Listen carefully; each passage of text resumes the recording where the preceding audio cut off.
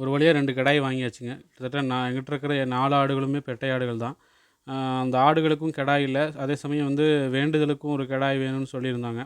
சரி 2 கிடாய் எங்கேயாவது ஒரே இடத்துல கிடைக்குமாங்கிற மாரி தேடிட்டு இருந்தோம். ஒரு வழியா இப்ப தான் இன்னைக்கு தான் வாங்குனோம். அதாவது வந்து 2மே ஒரே இடத்துல தான் கிடைச்சது. ஒரு கிடாய் வந்து சுத்தமான வெள்ளை நிறத்தில இருந்தது. இன்னொரு கிடாய் வந்து வெள்ளையும், செம்மியும் கலந்த மாரி கொஞ்சம் ப்ரவுனு மிக்ஸ் ஆகி இருந்தது. தெரிஞ்சவங்ககிட்ட தான் வாங்குனோங்க. ரொம்ப க்ளோஸானவங்ககிட்ட தான் வாங்குனோம். இங்கேருந்து ஒரு 6 கிலோமீட்டர் தொலைவில இருக்காங்க அவங்க. ஆனா என்ன அப்டின்னா, இவங்ககிட்ட விலையே பேச முடியல. ஏன்னா தெரிஞ்சவங்ககிட்ட விலை பேசவும் முடியல. அவங்க விலை சொல்லவே இல்ல. அதான் நீங்க வேணும்னு புடிச்சிட்டு போங்க. உங்ககிட்ட என்ன விலை சொல்றதுங்கிற மாரி ஓரியாட்டம் கட்டிட்டு இருந்தாங்க. கடைசியில எப்படியோ ஒண்ணு விலை பேசி முடிச்சுட்டு வந்துட்டோம். இந்த கிடாய்களுக்கு புதுசா இருக்கு. எங்க ஆடுகளும் அதே சமயம் எங்க ஆடுகளுக்கு இப்ப தான் புதுசா 2 பேரு இடையில 2 பேர் ஜாயிண்ட் ஆயிருக்காங்கன்ற மாரி பார்த்துட்டு இருந்ததுங்க.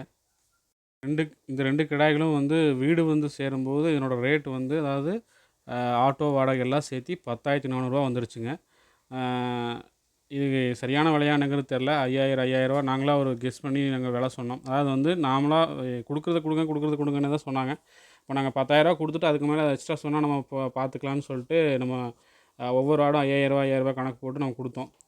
அவங்க இருந்துட்டு இன்னொரு ரூ. 100 எக்ஸ்ட்ரா சேர்த்தி குடுங்க அப்படிங்கிற மாரி சொன்னாங்க. அப்புறம் ரூ. 10,100 அங்க ஆடு கிடாயோடைய விலை.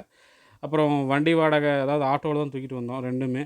வண்டி வாடகை 200 ரூ. 10,300 அதே சமயம் வந்து வரும்போதே 2த்துக்கும் ஃபுல்லா சளி இருந்தது. ஸோ சளி மாத்திரையும் கையோட மெடிக்கல்ல வாங்கிட்டு கொஞ்சம் நம்மளுக்கும் செலவு கிட்டத்தட்ட ரூ. 10,400 வந்துருச்சுங்க. இந்த 2 கிடாய்களும் சேர்த்தி.